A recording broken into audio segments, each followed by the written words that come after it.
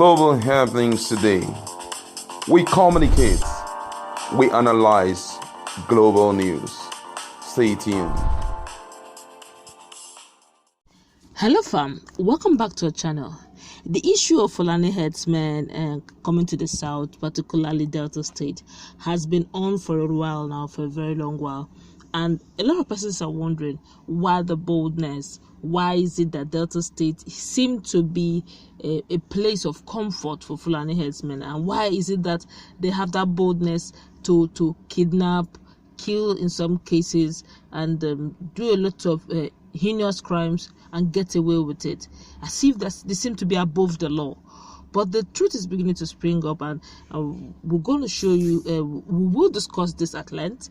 And fairly some months back, yes, Monarch youth came up and did a video complaining bitterly how the Fulani Herdsmen have driven indigents out of their home. Says fairly recently too, they had to form some sort of vigilante, and which the vigilante head was murdered, and it sparked up a lot of protest, and it gave rise, so to speak, of some sort of security policemen coming in to see how they can calm the situation. Well, a lot of things are beginning to spring up as H0ld Kingdom, the headquarters of Aniocha North local government area of Delta State, has finally put a seal to her refusal to allow a private housing market proposed by one Mrs. Mary Eboigbe, proprietress of Denmark Kitchen, to be set up in the community. She wanted to set up a private housing market in a local government in Delta State. Now, at a final meeting on Friday, at H0ld Royal Palace, with a woman who claimed that she bought the land and wanted to convert it to a private housing market, the Obi of H0ld Kingdom, Agbogidi Obi Nduka, who presided over the meeting, disclosed to her the decision of the community. The royal father, who started by disparaging the businesswoman for insulting the community and desecrating the land with her foul language of being untouchable even as a stranger. He also told her that the market cannot be installed or situated in a town, and that she should tell her Hausa traders already killing pigs and cows for sale to move away from that place. Obi Nduka cited various reasons why private markets cannot exist in H0ld without traditional procedural modalities and consensus of the people of H0ld.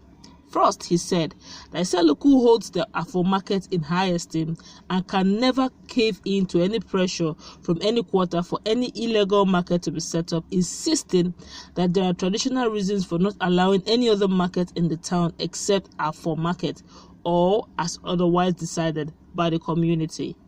He said the people of H0ld ascribe so much traditional respect to Afro market as something kept sacred for centuries by our forefathers and had never been broken by anybody, not to talk of strangers. Secondly, he cited security reasons. He said the land in question is located at Benin-Asaba Expressway, a location where armed bandits had regularly kidnapped persons and terrorized the community. Thirdly, he said that the land belongs to the community and designated for development.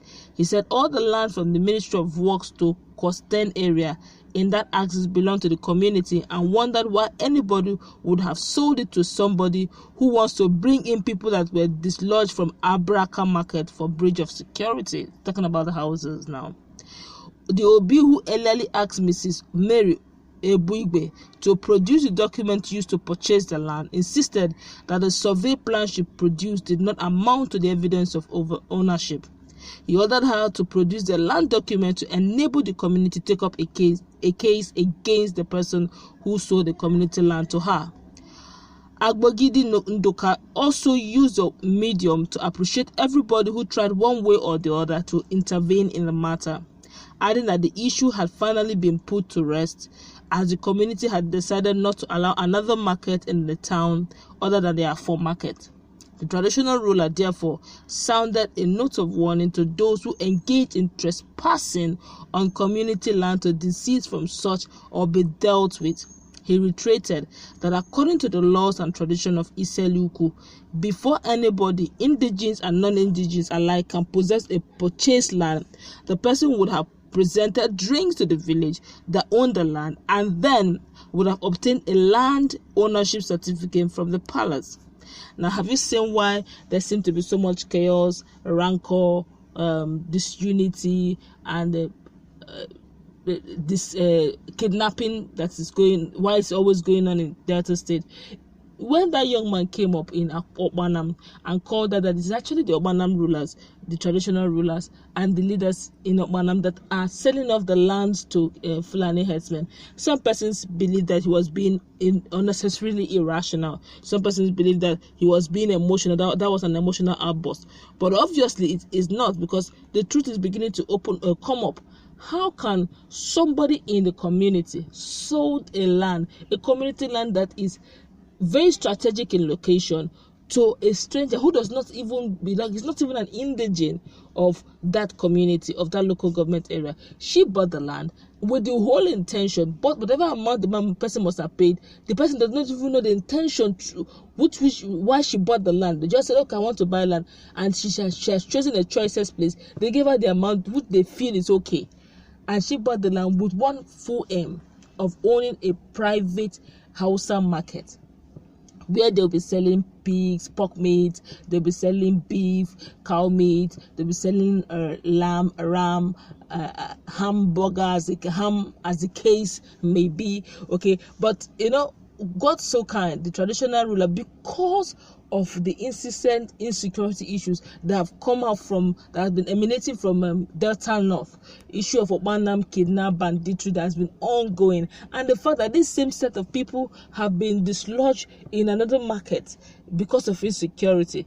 Now she wants to bring in that same market to go against their full market. There's this general traditional market that goes on in the southeastern part, Oreo, Nkwo, Afo, Obe, and all that.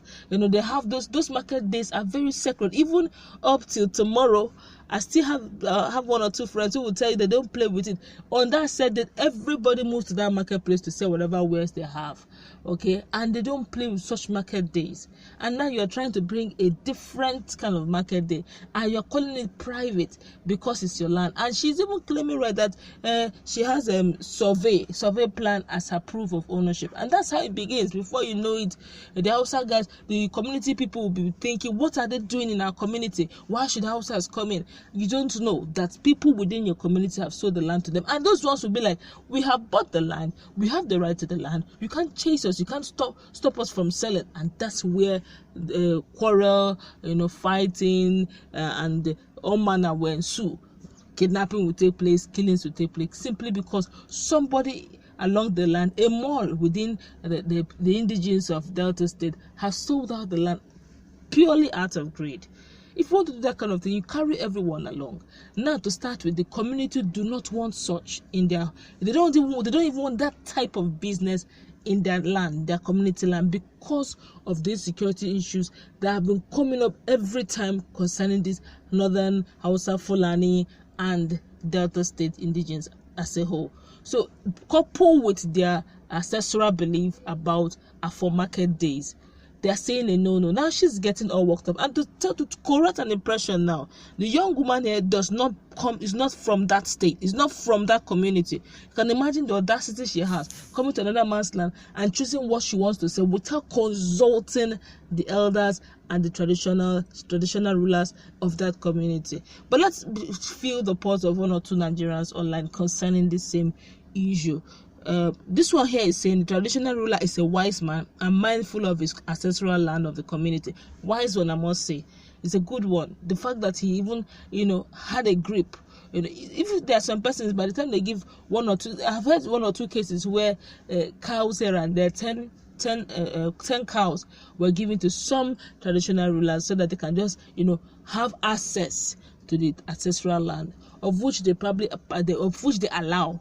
And now there's chaos here and there, but they can't be bold enough to say they don't want them in because they have eaten cows. So if you have eaten cows of or some amount of money, you can't be bold again to speak when you ought to speak for your people. But let's feel one or two other persons, then we'll wrap it up.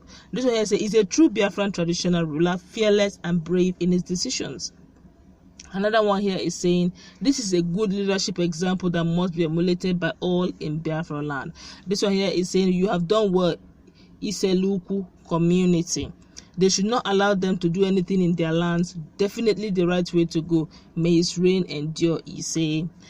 While this one here is, thank you for the courage you muster to confront the entire evil plan to create Roga. Yeah, but if you ask me, that's a technical way of creating Roga. Yes, they want to sell pork. They also want to sell beef. Where are they going to get the beef from? It's not from the cows.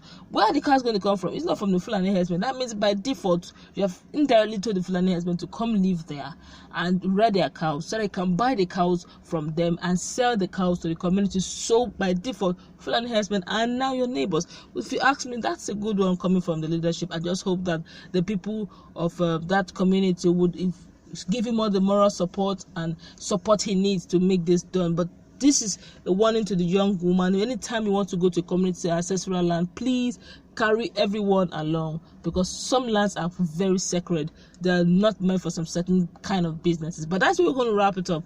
In case you've not subscribed to our channel, please do so by clicking on the red subscribe button below. Beside it, you see a bell notification icon. Please go ahead, click on it to get notified. Stay tuned for more updates.